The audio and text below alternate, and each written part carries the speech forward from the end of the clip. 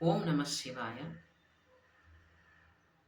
విరించిద్దీర్ఘాయుర్భవతు భవతా తత్పరశిరః చతుష్కం సంరక్ష్యం సఖలు భువి దైన్యం లిఖితవాన్ విచారः को वा मां विशद कृपया पाति शिवते कटाक्षव्यापारः स्वयमपि च दीना वनपरः फलाद्या पुण्यानां मयि करुणया वा त्वयि विभो प्रसन्नेऽपि स्वामिन् भवदमलपादाब्जयुगळम् कथं पश्येयं मां स्थगयति नमः सम्भ्रमजुषाम् निलिम्पानां श्रेणिर्निजकनकमाणिक्यमकुटैः त्वमेको लोकानां परमफलदो दिव्यपदवीं वहन्तस्त्वन्मूलां पुनरपि भजन्ते